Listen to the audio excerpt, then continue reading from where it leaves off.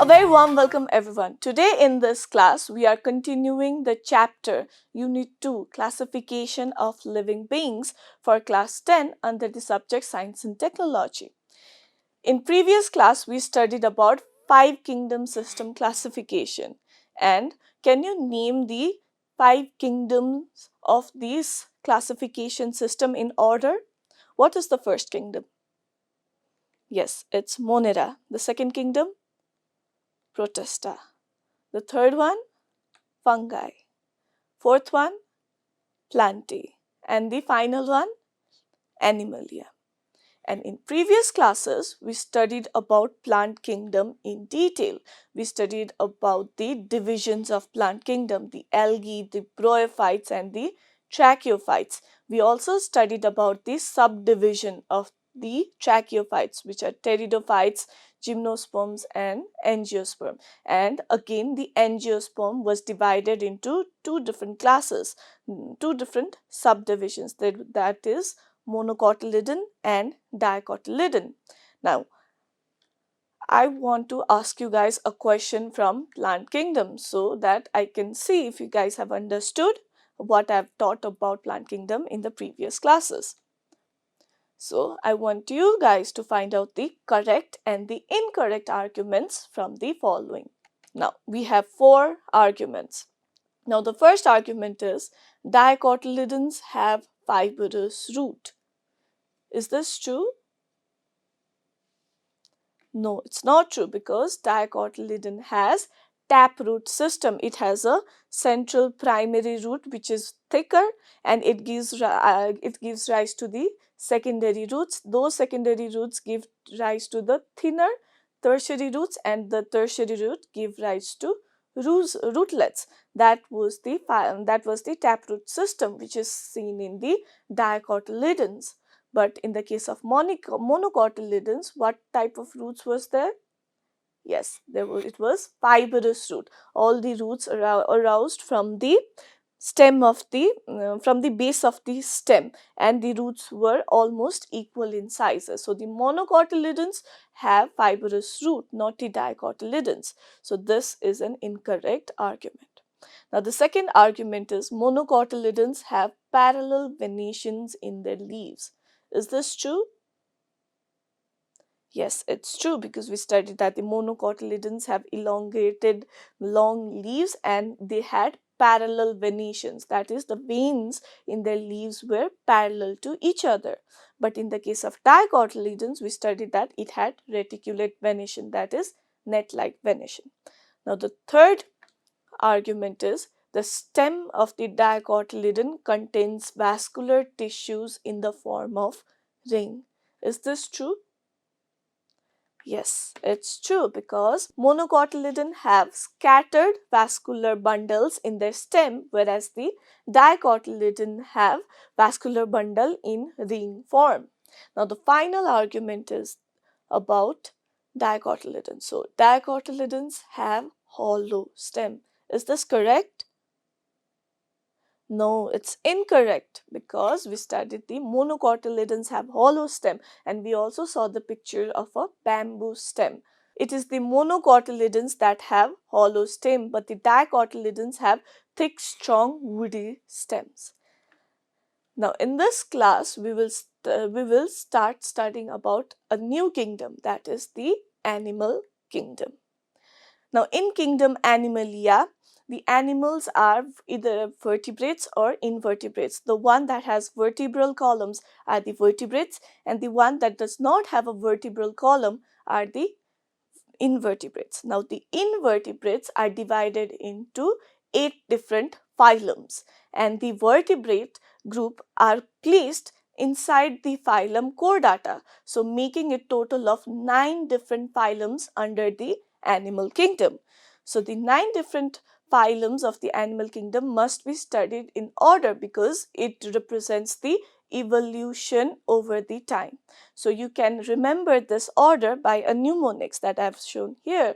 So please catch pretty apples and also make excellent cake. Now please, P stands for Porifera, catch, C stands for Coelenterata, Platyhelminthes, Aschelminthes, Annelida, Arthropoda, Mollusca, Echinodermata, and Chordata. Now, these are the 9 phylums under the kingdom Animalia, and you can remember this in order with the help of this mnemonics. Now, this phylum Chordata is again subdivided into 4 subphylums. These are the Hemichordata, Urochordata, Cephalochordata, and the Vertebrata. The vertebrates, they are placed inside the phylum Chordata. Now, in this class, in class 10, you will not be studying in detail about these 3 subphylums, but will be studying about the subphylum Vertebrata in detail. Now, the Vertebrata subphylum is also divided into 5 different classes. Now, the first classes is Pisces, the second is Amphibia, third is Reptilia, fourth is Aves, and the fifth is Mammalia. Now, you should always remember this in order because it shows the evolutionary history as well. And you can also remember this with another mnemonics, that is, please add red apples, mom, to the same cake that we're talking about during the phylum. So, please means Pisces, add Amphibia, red Reptilia, Aves apples, and mom means Mammalia. Now, these are the classification of animal kingdom, and in this class we will study about the first 2 phylum, the Porifera and the Coelenterata. Now, before studying about the characteristics of those 2 phylum, there are certain keywords that you must know so that you can study about classification of animal kingdom properly. Now, the first keywords are related to the grade of organization, that the body is organized in a certain grade. So, there are 4 different grades of organization in the animal kingdom. The first is the cellular grade. So, in this cellular grade, the cells, they do not work together as a tissue. So, this cellular grade body organization organism does not have tissue, so that all these cells, they work as a tissue to perform a certain function. So, cells individually, they perform a definite function. Now, we all know that cells and cells make up to form a tissue. So, the other grade of organization would be tissue grade. Now, in this tissue grade of organization, the cells, they work together, similar cells work together with each other to perform a certain function. That means tissue grade of organization. But this type of the organism that has tissue grade level of organization will not have any organs in their body. Now, the third grade of organization will be the organ grade of organization. Now, we all know that tissue aggregates to form an organ. Now, what happened? The organism will have an organ that performs a function, but different organs, they do not work together to perform a certain function, because different organs, if they work together to perform a certain function, means it is called as, yes, organ system. But the animals that does not have any organ systems have the organ grade of body organization. Now, the final grade of organization is the organ grade or organ system grade of organization. Now, the organ system grade of organization in the animals having these, they have definite organ system to perform a certain function. So, these are the 4 keywords. Now, the other keywords are related to the symmetry of the body. Now, there are 4 types of symmetry that is essential in the animal kingdom. Now, I'll talk about it one by one. Now, the first symmetry I'll talk about is asymmetrical, means the the animal body will not have any symmetry. It's asymmetrical. It cannot be divided in any plane to give 2 mirror images. So, for example, this body, if we divide into any plane, it will not give 2 mirror images. So, this body is asymmetrical. Now, another symmetry is the radial symmetry. Now, in this symmetry, when you try to divide the organism radially in any plane, it gives us the equal mirror half. For example, this symmetry. Now, if we divide from this radially, it gives this 2 mirror image. If we divide from here, it gives this 2 mirror image. So we divide in any radial fashion, it gives us 2 mirror images. Then that type of symmetry is known as radial symmetry. Now, the third type of symmetry is the bilateral symmetry. Now, in this symmetry, one axis can only divide an organism into 2 mirror images. For example, over here, this is the example of bilateral symmetry.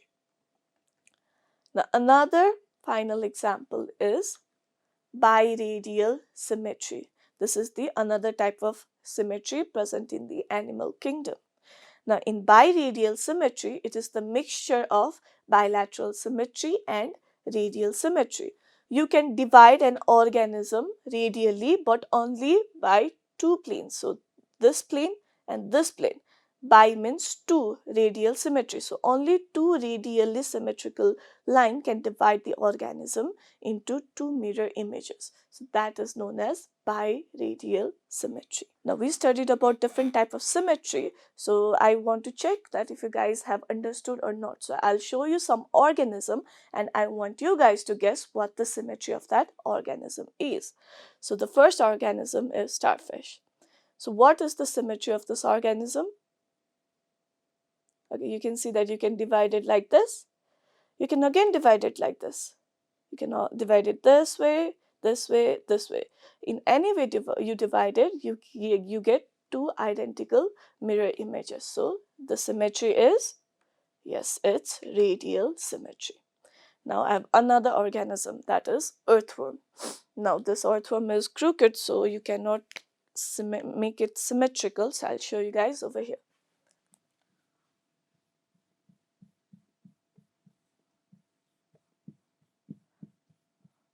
So, this is earthworm.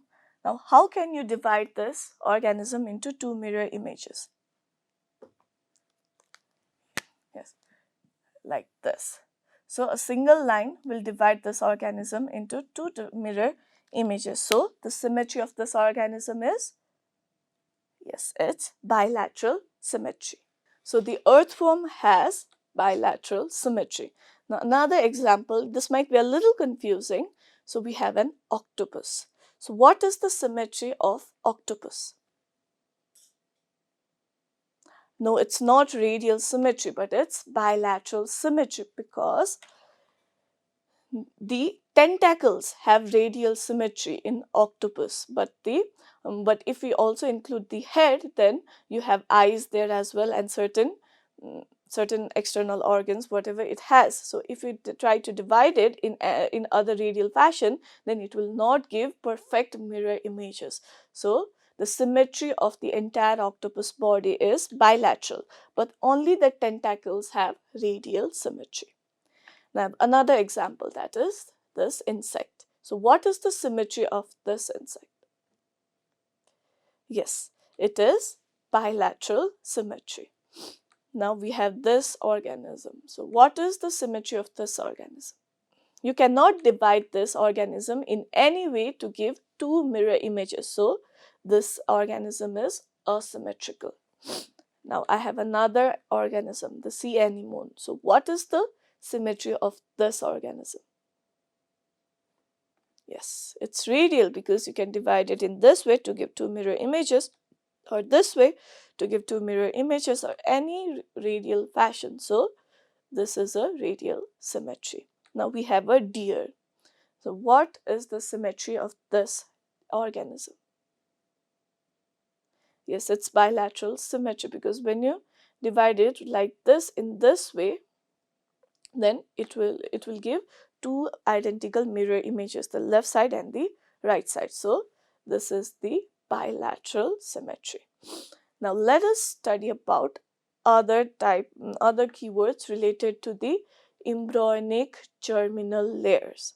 Now, the germinal layers of the embryo, they are responsible for giving birth to different organs of the body. And there are 3 types of germinal layer: the ectoderm, The ecto means outer, derm means layer or skin, but you can say a layer. So ectoderm means the outermost layer. Endoderm, endo means innermost and derm means layer, so innermost layer. And we have the mesoderm, meso means the middle, so the middle layer is known as the mesoderm. Now in this case, you can see here there are three distinct layers, but the outermost is the ectoderm, the innermost is the endoderm. But sometimes the innermost layer have non-living layer, but it is not a mesoderm, but it is some other material that is a non-living layer. So if an organism has an ectoderm and an endoderm but does not have a mesoderm, then that type of organism have only two germinal layer. So that organism is known as diploblastic organism or diploblast. Now diploblast means those organism that has two germinal layers only, the ectoderm and the endoderm. And the organism that has all of these three germinal layers, the ectoderm, the mesoderm and the endoderm, is known as triploblastic layer because it has all the three germinal layers. Now let us talk about xylem. So what is a xylem? Do you guys know what is a xylem? Yes, xylem is a body cavity. Everyone knows that. But there is one thing you must remember. Xylem is a body cavity that is lined by mesoderm. So all the outline of this coelomic cavity must be lined by the mesoderm, that is the middle embryonic layer. Now let us study about certain keywords related to xylem. Now here you can see that this organism has an ectoderm, mesoderm and endoderm. It is triploblastic. Now xylem means coelomic cavity, or xylem means it should be lined by the mesoderm or mesodermal layer. So the coelomic cavity, here you can see that it is lined by the mesoderm. So this is a xylem because it is lined by mesoderm all around it. Now, there are three types of organism that you can find. The first one is having a non-living layer in between. So if it does not have a mesoderm, then it will not have a xylem, because the xylem is a cavity that should be surrounded by the mesoderm. So absence of mesoderm automatically indicates that the organism does not have a xylem, and those organisms are known as acoelomate. Now there is this type of organism that has xylem inside the mesodermal layer. So there is presence of true xylem, and these type of organism are known as eucoelomate. So eucoelomate are the organism having true xylem that is lined by the mesoderm. Now we have this type of organism. This is a xylem and the mesoderm is present over here. But you can see that the coelomic cavity is not completely lined by the mesoderm, because here the innermost lining is that of endoderm. So this type of xylems are known as false xylem. False means pseudo, so that's why it is known as pseudocoelomate. So any organism that has a false xylem, then it is known as pseudocoelomate. Now let us start studying about the kingdom Animalia and its basic characteristics. Now this is an animal cell, and we'll take this reference to study about a few characteristics related to this kingdom. So the first characteristic is they are multicellular and they are eukaryotes. Now what is an eukaryote? Yes, a cell that has a definite nuclear envelope that envelopes the genetic material and the nucleolus. This is a nucleus. So this is a eukaryotic cell. Not only that, another characteristic is in eukaryotes, the membrane bounded cell organelles are also present, as you can see here. Mitochondria and this endoplasmic reticulum and Golgi complex are also present. So So the animal is a eukaryotic organism. Another property is the cell wall is absent. Now, in case of plant cell, you can see that it has distinct cell wall, but in case of animal cell, it does not have a cell wall. In case of animal cell, you can see that there is no cell wall present in it. So, the animal present in this kingdom, cell does not have a cell wall. So, cell wall is absent. Another characteristic is they are heterotrophic. Now, there are two modes of nutrition, the autotrophic and the heterotrophic. Autotrophic means those organisms that can prepare their own food through the process of photosynthesis. But in the case of animal cell, we cannot perform photosynthesis. So, we are heterotrophs. All the animals are heterotrophic. Another kingdom is most of the animals, they are motile and free living. Animals have the characteristic of movement. So most of them can move freely. Another characteristic is their body structure shows symmetry. So some of the animals have most of the animals have certain kind of symmetry, and those that does not have any symmetry are considered asymmetrical. Now let us start with the first phylum, the Porifera. Now the word pori means comes from the word porous, that means pore, and fera comes from the word feri, which means to bear. So the organism that bears pores in the body is known as a porifera. Now the term porifera was first used by the scientist Robert Grant in 1825. Now you can see that sponges, or the sponge that we use to wash our utensils and all, also have pores in it, and the porifera also have similar structures on their surface. So the porifera are also called as sponges. Collectively, all the poriferans are also considered as sponges because it has sponge-like structure. Now, in this phylum, the Porifera, it includes about 500 species. Now, let us study about some characteristics of the phylum Porifera. The first characteristic is they are the first multicellular animals.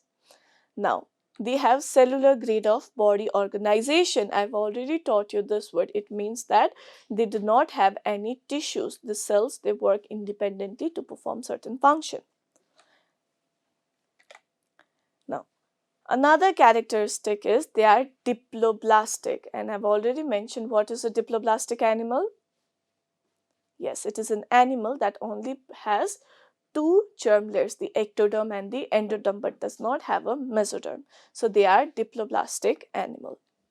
They are acoelomate, means they do not have true coelom in their body.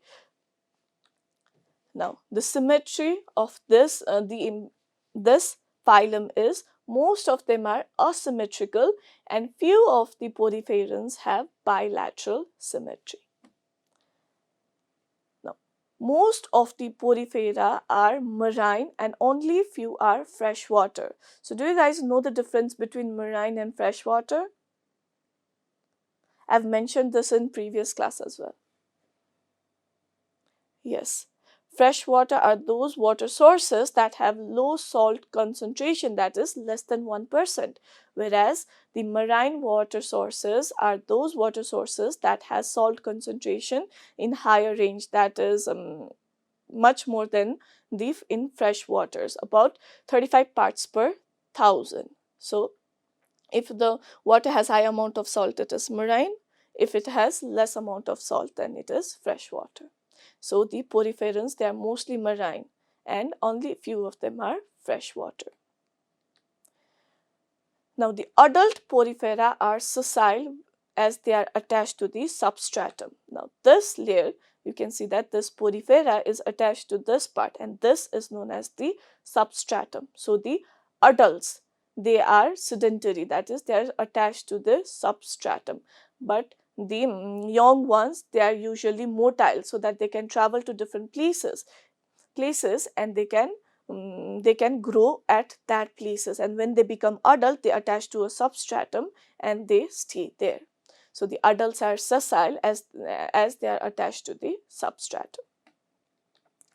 Now when you look at these porifera, you can distinctly see that at these sides there are minute pores, and at the upper side or at some part there are huge pores. So there are two different types of pores in their body. The huge big pores are known as the osculum, and the minute pores that you can see over here on the sides are known as ostia. Now Now, the poriferas have pores in their body. The large pore is called as the osculum, as you can see over here as well. And the smaller pores that is that is present over here that surrounds this porifera are known as the ostia. Now, the water, it enters through the ostia, as you can see over here, and then it exits through this osculum, and this process of water movement is also called as the water canal system. So the water transfers through this and it goes out of the osculum. Now the porifera, they usually respire through the general body surface through diffusion. Now diffusion means transport of a substance from higher concentration to a lower concentration. So if the cells have high amount of carbon dioxide, it releases out to the environment, and if it has less amount of oxygen, it takes in the oxygen from the water that surrounds it. So they respire through the general body surface through diffusion. Now, the poriferans have high regeneration capacity. So, when the body splits accidentally into pieces, then each pieces have the capability to give rise to a new plant, which shows its regenerative capacity. So, the poriferans have high regeneration capacity. Now, the asexual mode of reproduction, it occurs by budding or by fragmentation because it has high regeneration capacity. And the sexual reproduction occurs by the formation of gamete, male and female gamete. They fuse and that forms a zygote, that is a sexual mode of reproduction, whereas budding and fragmentation are the asexual mode of reproduction that occurs in poriferans. Now, you can see that this minute cells, they outline all the inner part of the porifera. These cells are known as the choanocyte cells, or also called as collar cells. Why? Because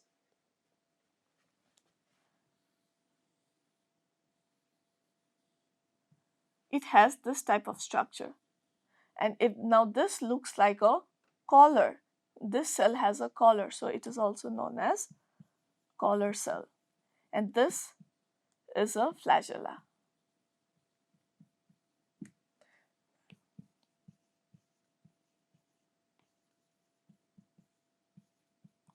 So due to this structure of the cells are known as collar cells. So the choanocytes are also known as collar cells. Now the choanocytes or the collar cells are the characteristic features of the porifera, and these choanocytes have very important role in this organism. So those choanocytes or the collar cells are the specialized cells that is found in sponges, and it lines the inside wall of the sponge, and it performs various functions such as it creates water flow. Now the flagella over here, it moves so that the water that comes in from the ostia can move upward to the osculum due to the flagella over here. You can see that is present in the choanocytes. Now, they also help in feeding. So, when the water they moves through the water canal system and it reaches inside, the flagella of the choanocyte also grab the food material in the water so that they can take in for nourishment. So, that is also another function of the choanocyte cells. Now, choanocyte cells also helps in reproduction. So, how it helps in reproduction is, okay, so the choanocyte cells, they can change into sperm in a certain part of their life. So they can change into a male gamete, and it fuses with the female gamete to perform sexual reproduction, and fertilization occurs, and it gives rise to a zygote, hence to a new organism. But in certain cases, the male gametes that is present in the water, when it transfers through the water canal system and it enters inside, the flagella of the choanocyte cells also stops it and grabs it and takes it in, so that the female gamete that is present in the non-living layer, that is present in between the ectoderm and the endoderm, because the poriferas are diploblastic organisms. So the female gametes reside in that region. So these choanocyte, they grab the male gametes and it fuses with the female gametes inside, and in that way reproduction might also occur. Another function is respiration. Now the porifera, they respire through diffusion, that is from their body surface. So the flagella of the choanocytes, it moves so that they can produce this, they can move this water and produce this water current, continuous circulation of water. Now if there is continuous circulation of water, then you get a new oxygen rich water inside the body. So in that way, respiration or intake of oxygen is also supported by the choanocytes. Now some examples of choanocytes are cycon, leukosolenia, hyalonema, etc. These are all the scientific names of the poriferans. Now we have already studied about the basic characteristics of animal kingdom, and we also studied about the phylum Porifera. Now I'll ask you guys a question so that I can see if you guys have understood what I have taught you so far or not. So the question I have for you guys is, you have to find the correct and the incorrect argument of among the following two options. So the first option you have is, poriferans have ostia and osculum on their body. Is this true?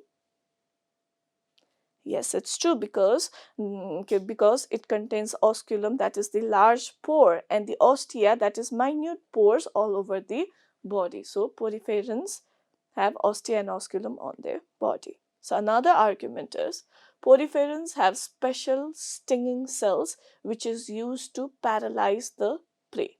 Is this true? No, it's not true, because the porifera does not have any kind of special stinging cells, but it is the characteristic of another phylum that we'll study in the next class, that is the coelentrates. So poriferas does not have any special stinging cells that is used to paralyze the prey. Now, in this class, we studied about the animal kingdom and how we can divide the animal kingdom into 9 different phyla, its subphyla, as well as 5 different classes of the subclass vertebrates. We also studied about the basic characteristics of animal kingdom, and also studied about a few keywords that you must remember to understand the classification of animal kingdom. And we started studying about the phylum Porifera as well. So with next remaining phylums, I'll see you guys in the next class.